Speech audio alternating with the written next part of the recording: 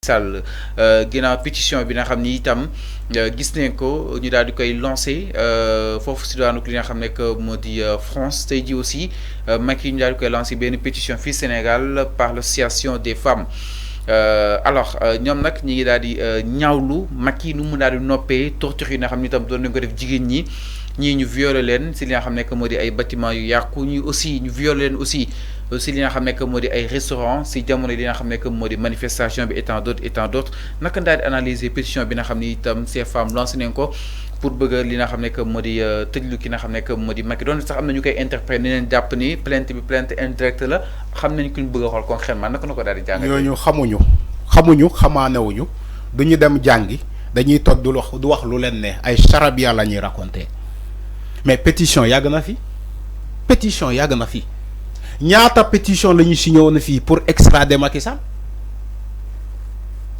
Des Sénégalais ont signé beaucoup de pétitions pour extrader Macky Sall. Mais aujourd'hui on parle d'une pétition boo xamante ne ay jigéen ñoo ko def c'est des féministes. ay féministes ñoo ko def pour planter Macky Sall parce que ñoom ba léegi mënuñu cautionner jaay doole bu ñu doon jaay doole jigéen ñi ci jamono ci nguuru Macky Sall dañ doon jaay doole jigéen ñi. moo tax cette association féminine là def porter sa voix dinaan dafay signer pétition pour ñu condamner Macky Sall ci loolu. mais ma gis ay nit taxaw dinaan way c'est une comment dirais-je une pétition indirecte contre Ousmane Sonko. Ousmane Sonko a fait quoi? non. ah ay nit yu ñàkk xam-xam. non avant ay nit yu ñàkk xam-xam kenn waxu fi Sonko mais dëgg naa ay nit yu wax loolu. di naan ay xawma pétition indirecte la xawma du Macky Sall la ñu bëggoon cibler mais la cible c'est Ousmane Sonko c'est archi faux ñooñu c'est des manipulateurs. amuñu xam-xam jànguñu au lieu que ñu dem jàng ñu bañ nekk fii di yeeyu guro seen bëñ yi xonk cur di yeeyu guro. alors donc loolu laa bëgg a wax loolu laa bëgg a wax pour sénégalais xam ko. dama directement sur les faits foofu laa bëgg a ñëw ci les faits attaque de personnes yi non. foofu voilà léegi maa ngi ñëw ci les faits maa ngi ñëw ci les faits léegi. bay attaque de personnes maa ngi ñëw ci les faits léegi ma ne la pétition boobu c'est lu jaadu la. parce que Macky Sall jigéen ñi dañoo dem ba jàpp ni que Macky Sall dafa doon bàyyi nit ñi ñu violenter les femmes ci nguuram parce que gis nañu fii yóbbu nañu jigéen. bu toll ci diggante yóbbu ko kaso le cas de Thioro Mandela est là toujours. mère Amidia la femme là pour une question de dafa jënd ndox jox ko ay xale yu sonn mu jënd ndox def transfert web ñu yóbbu ko kaso considéré ko comme terroriste une femme de son âge ñu ne terroriste la mère Amidia yóbbu ko kaso ñu ne terroriste la Thioro Mandela. ñu jàppee ko ñu ne dafa bokk ci benn groupe féminine bu tudd xaw ma toppkaa ñu yóbbu ko avec malgré son état avancé de grossesse ñu yóbbu ko kaso Thioro Mandela les Falla Fleur et autres mais yamul ci ñooñu on a vu des policiers tabasser une femme journaliste la vidéo est virale yéen a ngi fàtte la femme la fille journaliste là Seneweb la fille journaliste bu ñu doon dóor di ko mbéj. Mais tout ça s'est passé sous le régime de Macky Sall. Est-ce que vous avez une fois vu Macky Sall bind dans son compte X parce que moom lu xew France sax France même picc bu naawee sax ci kaw Élysée rek Macky Sall bind ci page am mais yooyu yëpp xew fii est-ce que mës ngeen gis Macky Sall mu bind ci page am pour nakarlu loolu en étant des femmes mais il l'a jamais fait même ba ñuy def ci seen complot sax. seen complot pour daaneel Ousmane Sonko jigéen la ñu yabal seen complot pour daaneel un opposant Ousmane Sonko Macky Sall ay jigéen la ñu yabal ci complot boobu Adji Sarr la ñuy def loolu sale boulot est-ce que kooku respecté na jigéen est-ce que Macky Sall respecté na jigéen moo tax ngeen gis cette association de féminine là ñu porte plainte contre Macky Sall parce que dañoo jàpp ni que Macky Sall respecté wul jigéen. Respecter le jigéen c'est ça la réalité.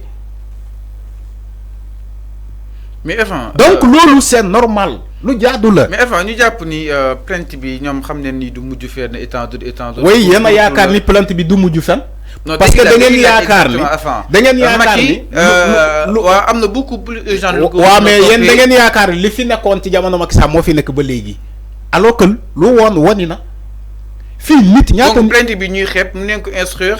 yow yéen a ko xeeb yéen a ko xeeb yéen a ko xeeb mais justice bi xeebul plainte da nga mës a gis justice bu xeeb plainte. non non waxuma. waaw mais loolu laay wax ni. bu yàq sama yoon. non association féminine bu porter plainte contre Macky Sall kenn du leen xeebal seen plainte procureur dina ko instruire commencer def enquête ba xam.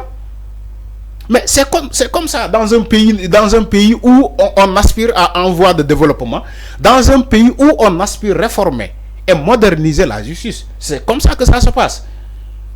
Nit bu andé plaintam dang koy taxaw ci plaintam nga enquête woko ne ko ndax di nga confirmer sa plainte ou pas mom mu confirmer plaintam procureur da di continuer def liguey def un soit transmis procureur jël plainte bi def un soit transmis Joko des officiers de police judiciaire ñu enquête ci plainte boobu. Mais ce serait compliqué de le poursuivre. Ça ne sera pas compliqué. Ça ne sera pas compliqué.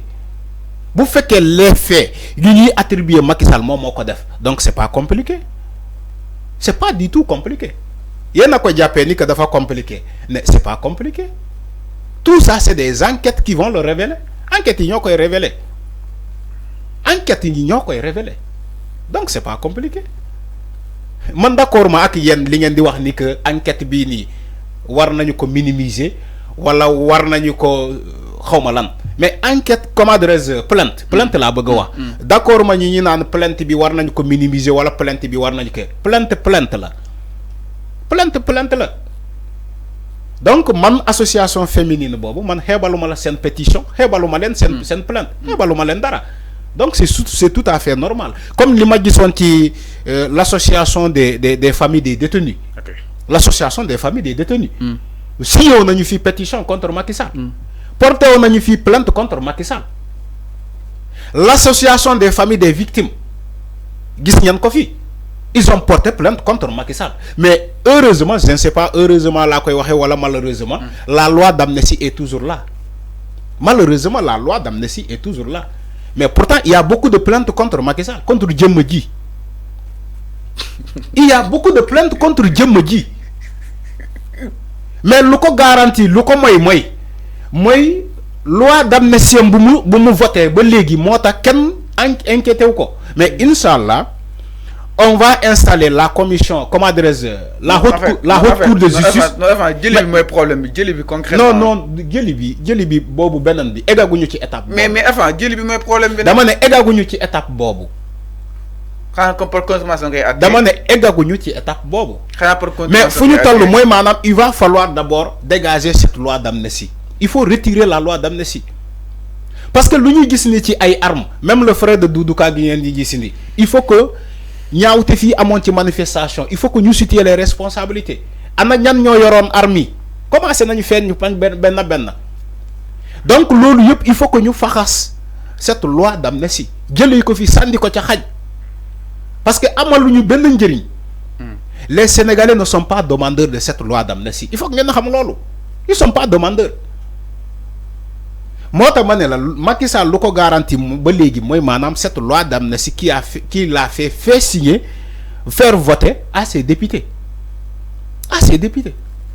donc on invite à ce nouveau régime et les députés qui ont été élus jamono bii nii après l'installation de ces députés là lu ñu njëkk a def mooy il faut ñu jëlee fii cette loi d'amnistie et créer une haute cour de justice et créer aussi des commissions d'enquête parlementaire. C'est ce que Ousmane Sonko et son excellence Bassirou Diomaye Faye. Alors sinon Macky Sall annonce la vérité sur un retrait annonce de la vie politique.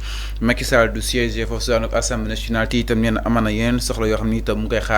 à l'international et c'est nombreuses sollicitations yi nga xamni te mu ngi amana yeen dëkk yu ko soxla motax neena da fay retirer xamna ni ci vie politique bu Sénégal par rapport ak li nga xamni te mu koy daal di xaaré ni ci waluk liggéey concrètement alors mi ngi non enfin décision bi Macky Sall jël léegi dafay retirer du nekk candidat du nekk député et puis dafa ama ñeen ñu koy xaar quoi. On sait que Macky Sall ne viendra jamais pour être député. ñun xam nañu ko. waaw nee na sollicitation. dama ne on sait que Macky Sall ne viendra jamais au Sénégal pour être député. man xam naa loolu. non Macky du wàccee boppam. non du sa wàccee. ñemewul loolu. non ñemewu ko. ñemewu ko. Macky Sall il viendra pas ici pour être député. donc loolu bettuñu mais man li may ne sama xarit bi moo jàkku Abdou moom jàkku na. Abdou Mbow moom jàkku na. alors mi noonu avant exactement wax naa leen ko fii soos bi ngeen ko bëgg a xañ moom dina si ñam. Abdou Mbow dina ñam. Macky Sall déclaré na ni que ne moom retiré na wu na Abdou ñëwal. dina dugal ci loxoom. non Abdou dina dugal loxoom ci soos. alors mi noonu exactement dina dugal loxoom ci soos. ñu àddu jëm si leneen ginnaaw li nga xam ne que moo di kaw Macky Sall du côté de la régie Tafa par rapport ak Ouest Africain.